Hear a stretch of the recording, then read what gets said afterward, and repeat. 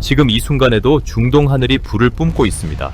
그런데 여기서 벌어지는 일은 과거의 전쟁과 완전히 다릅니다. 과거엔 전투기끼리 하늘에서 벌이던 치열한 격전이었다면 지금은 아주 다른 양상입니다. 상상해보세요. 21세기인데 마치 자살 테러처럼 드론을 때로 띄우는 전쟁입니다. 이란이 쏟아붓는 것을 보세요. 무인 드론입니다. 한 대에 수천만 원대에 불과한 저가형 드론. 이것을 대체 몇 대나 보냅니까? 2024년부터 2026년까지 정확히 계산해보면 수천 대를 훌쩍 넘겼습니다. 때론 한 번에 300대를 넘는 드론과 미사일을 동시에 날립니다. 한 번이에요. 한 번에 수백 대가 하늘을 뒤덮습니다. 상황을 좀 더 구체적으로 봅시다. 2024년 4월 이란은 진실된 약속 작전이라는 이름으로 첫 공격을 감행합니다. 드론 170기와 순항미사일 30발, 탄도미사일 120발입니다. 모두 합쳐 320발 이상이 동시에 날아갑니다. 2024년 10월 두 번째 공격입니다. 이번엔 미사일 200발입니다. 역시 수백 대 규모입니다. 2025년 6월 세 번째입니다. 이번엔 더합니다. 드론 1000대에 가까운 드론과 550발의 탄도미사일이 동시에 날아갑니다. 1000대요. 상상이 되세요? 하늘이 드론으로 가득 찬 상황입니다. 이것이 비대칭 전쟁의 현실입니다. 그럼 이를 막아야 하는 미국과 이스라엘은 뭘 할까요? 미사일로 격추해야 합니다. 그렇지 않으면 자국 영토에 떨어집니다. 도시에 떨어집니다. 민간인이 피해 입습니다. 여기서부터 경제적 악몽이 시작되죠. 정말 가혹한 악몽입니다. 이란의 드론 한 대를 격추하는데 얼마가 듭니까? 미사일이 필요합니다. 고급 방공 미사일이어야 합니다. 초음속 드론을 쫓아가야 하거든요. 미국의 패트리어트 미사일은 어떨까요? 한 발에 50억 원입니다. 50억 원. 한국 돈으로 50억. 미국의 사드 미사일은요?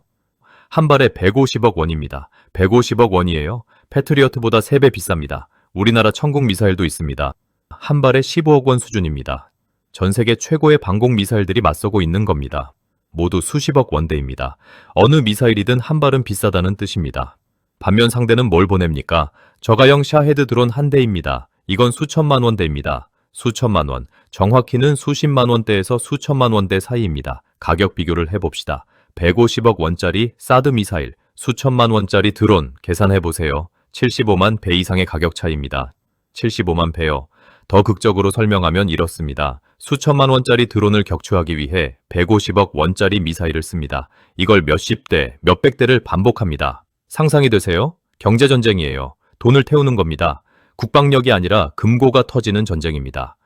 미국과 유럽이 우크라이나로 미사일을 퍼붓고 이스라엘은 이란과의 전쟁에서 미사일을 계속 써야 합니다. 대만도 중국의 침략 가능성에 대비하려면 방공 미사일이 필요합니다. 전 세계적으로 고가 미사일의 생산 속도가 수요를 따라가지 못합니다. 수요는 폭증하는데 생산은 거기 못 미칩니다. 미사일이 부족해지는 시대가 온 겁니다. 더군다나 원자재 값이 폭등했습니다. 미사일의 핵심 소재인 텅스텐을 봅시다. 이란의 미사일 공습이 시작된 후 정확히 한 달 만에 텅스텐 가격이 30% 폭등했습니다. 30%, 거의 3분의 1이 오른 거죠. 그리고 여기가 중요한데요. 전 세계 텅스텐 생산량의 80%를 차지하는 국가가 어디냐고요? 중국입니다. 중국이 최근 수출을 절반 가까이 줄이려 하고 있습니다. 의도적으로요. 왜 그럴까요? 서방 방공 시스템을 압박하기 위해서입니다. 텅스텐이 없으면 미사일을 못 만듭니다. 중국은 이걸 알아요. 그래서 공급을 끊는 거예요. 자원 무기화입니다. 상황이 점점 악화되고 있습니다. 미사일 가격은 올라가고 생산은 늘지 않고 원자재는 부족해지고 공급처는 적어지죠. 바로 이 시점에 트럼프 대통령이 나섭니다. 백악관에서 공개 선언을 합니다. 이 주에서 3주 내 이란을 강력히 타격할 것이고 석기 시대로 돌려보내겠다는 거였어요. 꽤 강경한 발언이죠. 이 발언이 뭘 의미할까요? 더 큰 전쟁이 올 거라는 뜻이고 더 많은 미사일이 소비될 거라는 뜻이며 더 많은 자원이 필요하다는 뜻입니다. 현재 국제 무기 시장의 악순환을 정리해 봅시다. 비대칭 전쟁의 늪입니다. 저가형 드론대가 계속 몰려옵니다. 고가 미사일로만 맞춰야 하고 생산도 안 되고 원자재도 부족하고 제때 대응도 못합니다. 경제학적으로 이건 치명적입니다.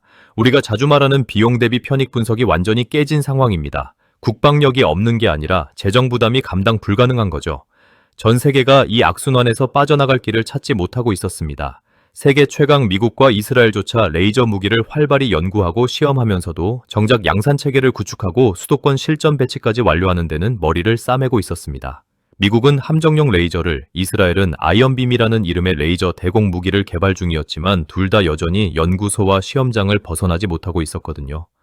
이스라엘의 아이언빔은 이미 33kW의 출력을 낼 수 있음에도 불구하고 목표 사거리 5km를 달성하려면 100kW 이상이 필요하다며 배치를 미루고 있는 상황입니다. 수백억 수천억을 쏟아부으면서도 실전 배치라는 그 마지막 한 걸음을 내딛지 못하고 있었던 겁니다. 그런데 답은 이미 있었어요. 한국이 만들어 놨거든요. 청왕입니다. 한국이 세상을 바꿨다는 거예요. 1990년대부터 한국은 레이저 무기를 조용히 개발해 왔습니다. 세상이 주목하지 않을 때 개발했습니다. 2000년대 초반 한국은 이미 철판을 관통하는 레이저 시험에 성공했습니다. 실제로 쏠 수 있는 무기가 될 수 있다는 증명이죠. 하지만 한국은 더 기다렸습니다. 기술을 쭉 다듬어 완성했습니다. 그러다 2019년 한국방위사업청이 정식으로 프로젝트를 시작합니다. 이름은 레이저 대공 무기 블록 1, 약 871억 원의 예산이 투입됩니다. 국방과학연구소와 한화에어로스페이스가 이끕니다. 개발 과정은 평탄하지 않았습니다. 진동 문제가 있었어요. 열팽창으로 정밀도가 떨어졌습니다. 냉각 시스템이 복잡했습니다. 레이저를 쏘면 엄청난 열이 발생하는데 그 열을 빠르게 식히지 못하면 무기 자체가 망가집니다. 고출력 레이저를 안정적으로 유지하는 냉각 기술은 그 자체만으로도 극비 수준의 핵심 기술이거든요. 하지만 한국 기술자들은 해결했습니다. 재질을 바꾸고 설계를 개선하고 불가능해 보이는 걸 가능으로 만들었습니다. 2023년 4월 체계 개발 완료와 함께 전투용 적합 판정을 받습니다. 그리고 2024년 6월 한화에어로스페이스와 약 1,000억 원 규모의 양산 계약을 체결하며 드디어 실전화 단계에 진입합니다. 개발 착수부터 실전 배치까지 총 871억 원, 양산 계약까지 합치면 약 1,870억 원이 투입된 국가 프로젝트입니다. 2024년 7월 30일 충남 태안의 국방과학연구소 안흥시험장에서 일이 벌어집니다. 방위사업청이 언론을 초대합니다. 시연회를 열기로 한 거죠. 맑은 하늘 아래 20m 상공에 드론이 떠 있습니다. DJI 팬텀4라는 상용 드론입니다. 흔히 볼 수 있는 그런 드론입니다. 몸체는 플라스틱입니다. 국방과학연구소 관계자가 말합니다. 준비되셨죠? 바로 그 순간입니다. 레이저가 발사됩니다. 눈에 거의 안 보입니다. 광섬유에서 나온 빛이 빛의 속도로 발사되거든요. 초당 30만 킬로미터의 속도로 날아갑니다. 1초도 차에 안 가서 일이 벌어집니다. 드론은 화염에 쌓여 퍼 떨어집니다. 아래 건물의 지붕 위에 추락하며 쿵 소리가 납니다. 명중입니다. 완벽한 명중입니다. 이건 처음이 아니었습니다. 한국은 같은 실험을 30번 반복했습니다. 30번 모두 성공했습니다. 명중률은 100%입니다. 세계 최초였습니다. 미국의 아이언빔도 이 정도 성과를 내지 못했습니다. 이스라엘의 레이저 무기도 아직 시험 단계입니다. 영국의 레이저 무기도 개발 중입니다. 그런데 한국은 이미 했어요. 세계 최초의 실전 배치를 완료했습니다. 2024년 10월 4일 충남 계룡대에서 육군 지상군 페스티벌이 열립니다. 한국군이 신규 장비를 전시합니다. 그 중에 이것이 있었어요. 드디어 이름이 공개됩니다. 청왕, 하늘천자, 빛광자를 합쳐서 지었습니다. 하늘을 비추는 빛이라는 의미입니다. 일반인들이 처음으로 이 무기를 보게 됩니다. 언론도 집중합니다. 한국이 세계 최초로 레이저 대공 무기를 실전 배치하려고 한다는 뉴스가 나옵니다. 그리고 불과 2달 뒤입니다. 2024년 12월 25일 크리스마스 날입니다. 서울 용산, 대통령실 인근 청왕이 배치됩니다. 세계 최초의 레이저 무기 실전 배치입니다. 미국도 못했습니다. 영국도 못했습니다. 이스라엘도 못했습니다. 한국이 처음입니다. 이제 청광이 뭐가 대단한지 이해하셔야 합니다. 첫 번째, 가성비입니다. 패트리어트는 한 발에 50억 원, 사드는 150억 원, 천궁2는 15억 원, 반면 청광은요, 1회 발사에 2,000원입니다. 2,000원. 전기료만 2,000원이라는 뜻입니다. 계산해 봅시다. 사드 미사일 한 발 가격인 150억 원으로 청왕을 몇 번이나 쏠까요? 150억 원을 2,000원으로 나누면 7,500만 번입니다. 비교가 안 됩니다. 완전히 다른 차원입니다. 미군이 사드 미사일로 드론을 격추하는 동안 한국군은 청왕으로 같은 가격에 7,500만 번을 쏠 수 있습니다. 패트리어트 3발 가격으로 청왕을 1억 5천만 번 쏠 수 있습니다. 이 차이가 전술을 바꿉니다.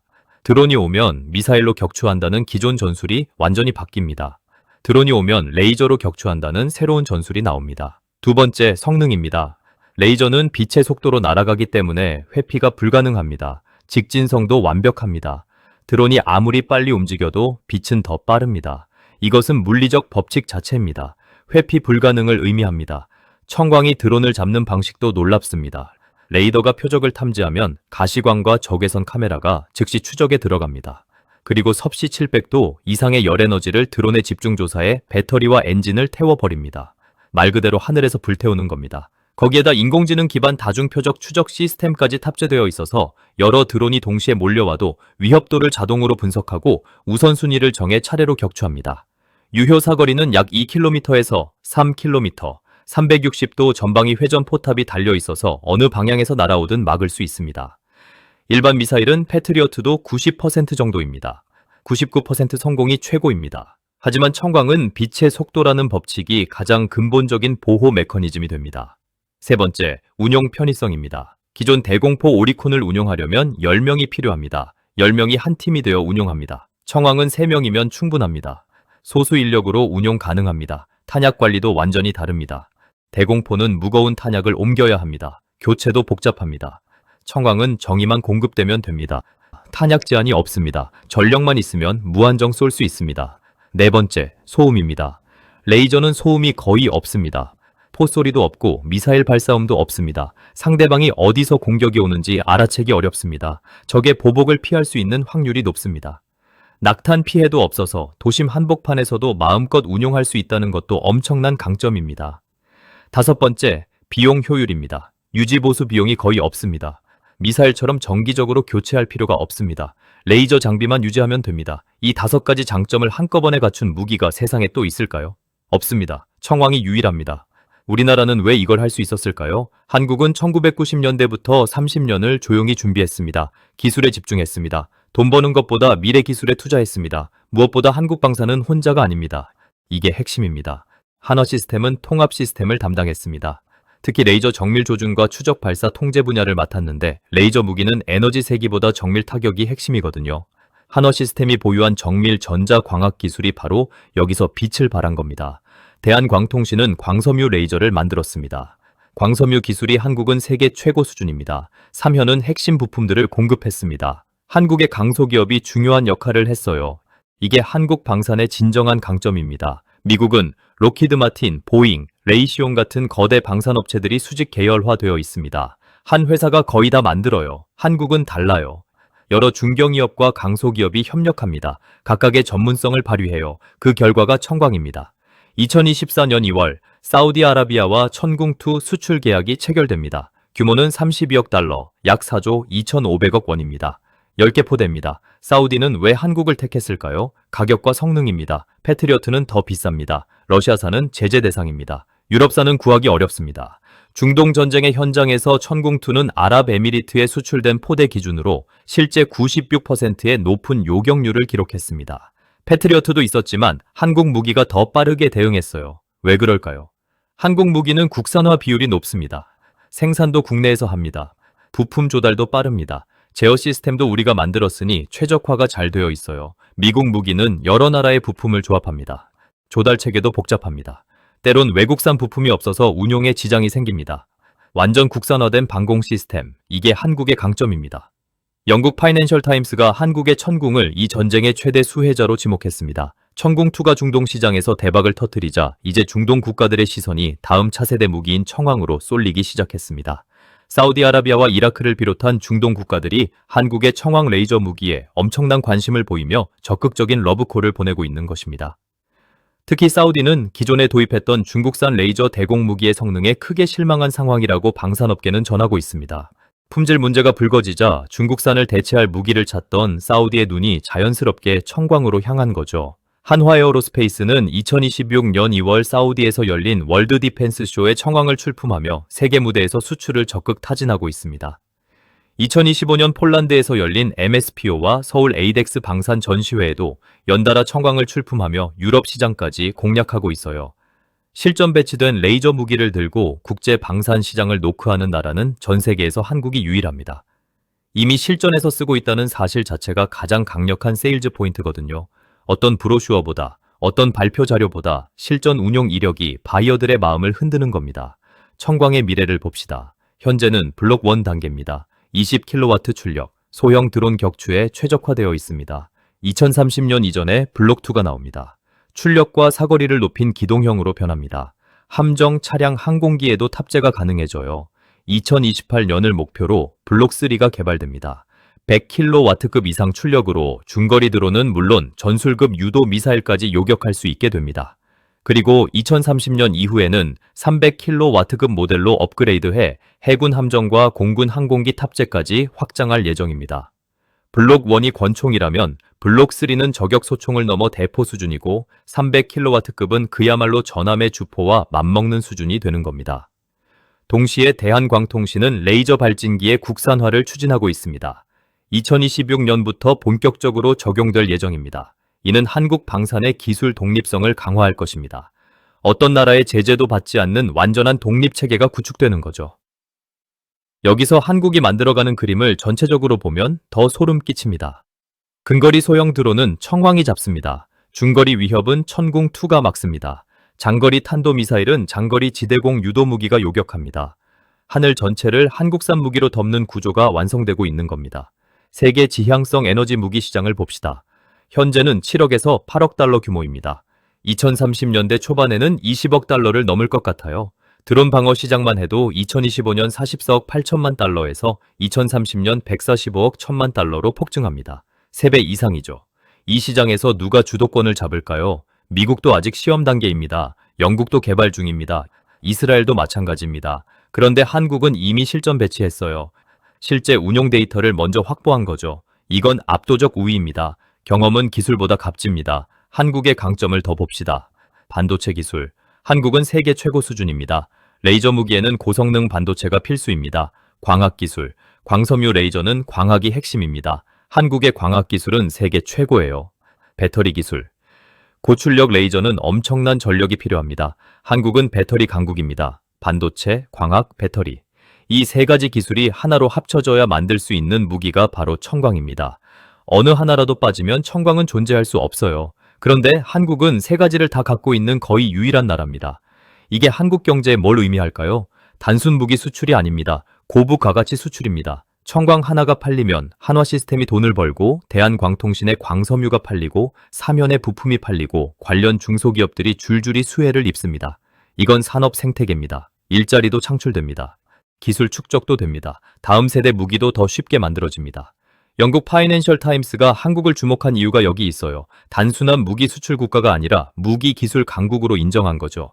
이게 K방산의 진정한 가치입니다. 앞으로 전 세계의 국방 전략이 바뀝니다.